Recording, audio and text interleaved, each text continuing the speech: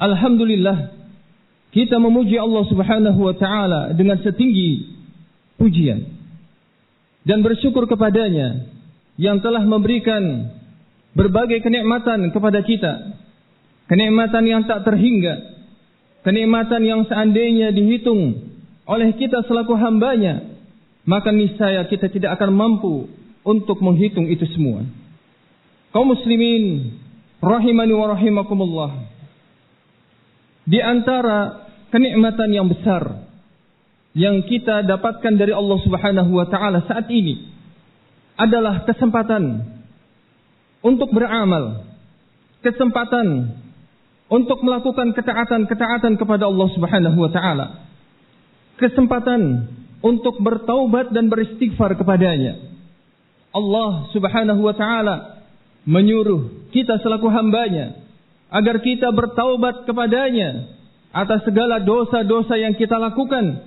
Allah Subhanahu wa taala berfirman di dalam surat An-Nur ayat ke-31, "Wa tubu ilallahi jami'an ayyuhal mu'minun la'allakum tuflihun." Wahai sekalian orang-orang yang beriman, bertaubatlah kalian kepada Allah semuanya. La'allakum tuflihun, agar kalian mendapatkan al-falah, agar kalian mendapatkan keberuntungan, kesuksesan dan kebahagiaan. Kaum muslimin rahimani wa rahimakumullahu taala, manusia adalah makhluk yang lemah, yang senantiasa dikelilingi oleh musuh-musuhnya. Musuh-musuh mereka adalah syaitan dari kalangan manusia dan juga dari kalangan jin. Demikian juga musuh yang ada di dalam masing-masing manusia adalah hawa nafsu. Sebagaimana disebutkan oleh Syekh Al-Fauzan hafizahullah ta'ala. Kaum muslimin rahimani wa rahimakumullahu ta'ala, asyaitan yang selalu dan senantiasa menggoda dan mengganggu manusia agar mereka sesat jalannya, agar mereka bergelimang dengan dosa dan kemaksiatan. Mereka yuhassinuna lahul qabih wa yuqabbihuna fi nadhrihi al-hasan. Kata Syekh Al-Fauzan hafizahullah ta'ala, asyaitan mereka membuat seakan-akan baik sesuatu yang buruk dan membuat seakan-akan buruk sesuatu yang baik. Di saat itu adalah kebajikan dan kebaikan, di saat itu adalah amalan saleh, maka syaitan yang jahat mereka membuat seakan-akan itu adalah suatu bentuk perbuatan yang berat, ya. Seakan-akan itu adalah suatu kejelekan, seakan-akan itu adalah sesuatu yang bisa membuat manusia sengsara, padahal itu adalah ketaatan kepada Allah Subhanahu wa taala. Sehingga harapan syaitan adalah menjauhkan mereka, menjauhkan manusia dari kebajikan-kebajikan, menjauhkan mereka dari ketaatan-ketaatan kepada Allah Subhanahu wa taala. Kaum muslimin rahimani wa rahimakumullahu taala, demikian juga syaitan yang jahat, mereka membuat seakan-akan baik sesuatu yang jelek. Di saat itu adalah merupakan dosa dan kemaksiatan. Di saat itu adalah sebuah pelanggaran syariat, maka mereka syaitan membuat seakan-akan baik perbuatan tersebut, sehingga akhirnya manusia yang tergoda oleh godaan syaitan tadi, mereka akhirnya jatuh bergelimang dengan dosa dan kemaksiatan. Kaum muslimin rahimani wa rahimakumullahu ta'ala, manusia yang sangat lemahnya, yang mereka sangat mudah untuk tergoda dengan godaan-godaan syaitan. Manusia penuh dengan dosa dan kemaksiatan. Sebagaimana disebutkan di dalam hadis Rasulullah sallallahu alaihi wasallam, kullu bani Adam khata' wa khairul khata'ina tawwabun. Seluruh bani Adam dalam keadaan selalu dan sering melakukan kesalahan dan dosa. Tetapi kata Nabi alaihi salatu wassalam, sebaik-baik mereka yang melakukan dosa dan kemaksiatan, mereka adalah orang-orang yang bertaubat kepada Allah Subhanahu wa taala. Kaum muslimin rahimani wa rahimakumullahu taala, sebagaimana disebutkan oleh Syekh Al-Fauzan hafizahullah taala, di saat kita manusia mengetahui bahwasanya musuh-musuh kita sedemikian berat dan besarnya, maka di situ ada benteng yang dengan benteng tersebut kita bisa menghalangi godaan-godaannya, sehingga kita bisa selamat dari godaan-godaan mereka. Kaum muslimin rahimani wa rahimakumullahu ta'ala. Kata beliau rahimahullahu ta'ala, benteng tersebut ada 3. Yang pertama adalah taubatuhu ila rabbih. Taubatnya seorang hamba kepada Allah subhanahu wa ta'ala, Rabbnya. Ketika seseorang dalam keadaan melakukan dosa.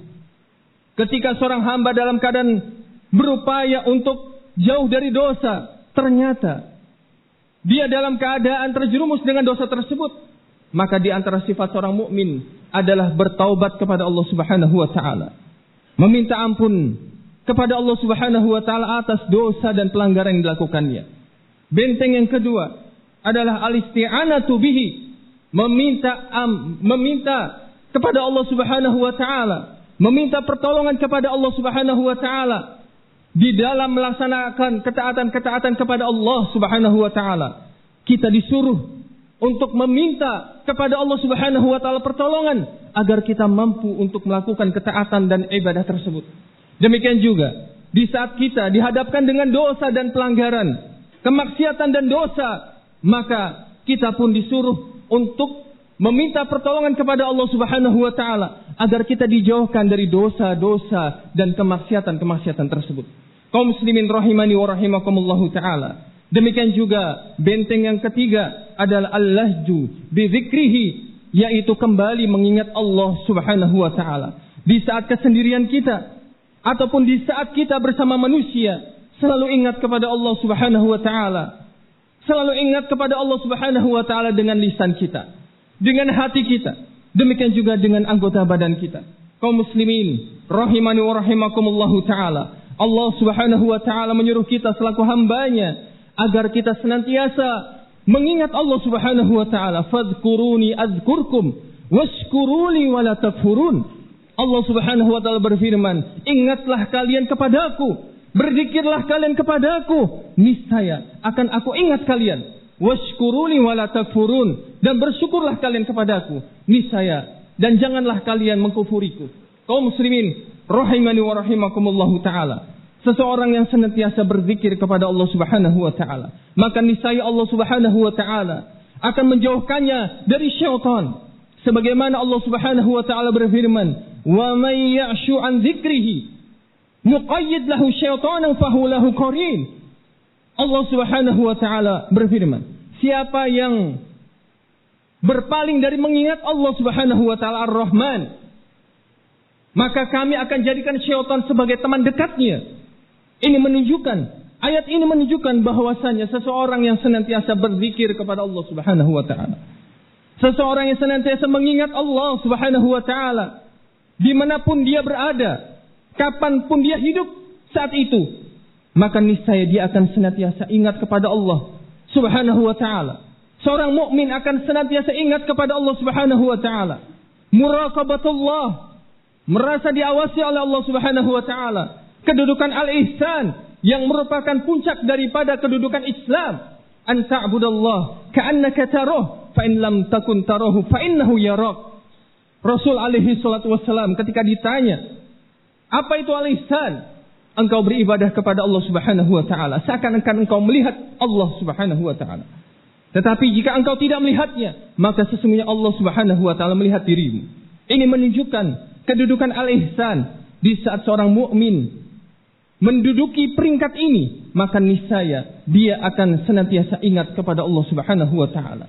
Kaum muslimin rahimani wa rahimakumullahu taala. Dari ayat ini pun menunjukkan bahwasanya seseorang yang tidak berzikir kepada Allah Subhanahu wa taala, lalai dari mengingatnya, penuh dengan dosa dan kelalaian, penuh dengan penyimpangan, tidak ingat kepada Allah Subhanahu wa taala, hidupnya, waktunya diisi dengan sesuatu yang jelek, selalu diisi dengan sesuatu yang sia-sia. Apa kata Allah Subhanahu wa taala? Kami jadikan dia asyaitan sebagai teman dekatnya. Yang mengiringinya adalah syaitan. Semakin jauh dan semakin jauh. Nas'alullah as-salam wal afiyah. Nas'alullah as-salam wal afiyah. Aqulu qouli hadza astaghfirullah li wa lakum wa li jami'il muslimin istaghfiruhu innahu huwal ghafurur rahim. Alhamdulillah hamdan katsiran thayyiban mubarakan fih kama yuhibbu rabbuna wa yarda. Asyhadu an la ilaha illallah wahdahu la syarikalah wa asyhadu anna Muhammadan abduhu wa rasuluh sallallahu alaihi wa ala alihi wa ashabihi ajma'in. Kaum muslimin rahimani wa rahimakumullahu ta'ala, ketika seorang hamba berupaya untuk senantiasa taat kepada Allah Subhanahu wa ta'ala, berupaya untuk menjauhi dosa dan kemaksiatan, kemudian dia dalam keadaan terjatuh ke dalam dosa dan kemaksiatan tersebut, maka di antara sifat seorang mukmin adalah dia akan bersegera untuk meminta ampunan kepadanya, kepada Allah Subhanahu wa ta'ala. Akan bersegera bertaubat kepada Allah Subhanahu wa ta'ala. Kaum muslimin rahimani wa rahimakumullahu ta'ala. Dan ini merupakan keyakinan bagi kita bahwasanya Allah Subhanahu wa ta'ala Maha Pengampun, Maha Penyayang kepada para hambanya yang mukminin. Allah Subhanahu wa ta'ala berfirman di dalam surat An-Nisa ayat ke-110, "Wa may ya'mal su'an aw yadhlim nafsahu, thumma yastaghfirillah, yajidillaha ghafurar rahima." Allah Subhanahu wa ta'ala berfirman yang artinya, siapa yang beramal kejelekan, melakukan perbuatan dosa atau mendolimi dirinya sendiri, kemudian dia meminta ampunan kepada Allah Subhanahu wa ta'ala, maka niscaya dia akan mendapati Allah Maha Pengampun lagi Maha Penyayang. Kaum muslimin rahimani wa rahimakumullahu ta'ala, sebesar apapun dosa yang kita kerjakan, sampai pun itu adalah kesyirikan atau kekufuran, ketika kita dalam keadaan bertaubat kepada Allah Subhanahu wa ta'ala, niscaya Allah akan memberikan ampunan kepada kita. Allah Subhanahu wa ta'ala telah menawarkan taubat kepada orang-orang yang mereka melakukan kekejian yang paling dahsyatnya, yang paling besarnya. Mereka adalah orang-orang yang membunuh nabi-nabinya. Mereka adalah orang-orang yang menyatakan innallaha tsalitsu tsalatsa, Allah adalah satu dari yang tiga. Mereka adalah orang-orang yang mengatakan innallaha huwal masih ibnu Maryam. Mereka adalah orang-orang yang mengatakan bahwasanya Allah adalah Isa ibnu Maryam. Tetapi Allah Subhanahu wa ta'ala tetap menawarkan taubat kepada mereka, agar mereka mau berhenti dari kesyirikannya, agar mereka mau berhenti dari dosa-dosanya. Allah Subhanahu wa ta'ala menyatakan, afala yatubuna ilallah wa yastaghfiruna wallahu ghafurur rahim. Tidakkah mereka mau bertaubat kepada Allah Subhanahu wa ta'ala dan meminta ampunan kepadanya? Sesungguhnya Allah Subhanahu wa ta'ala Maha Pengampun lagi Maha Penyayang.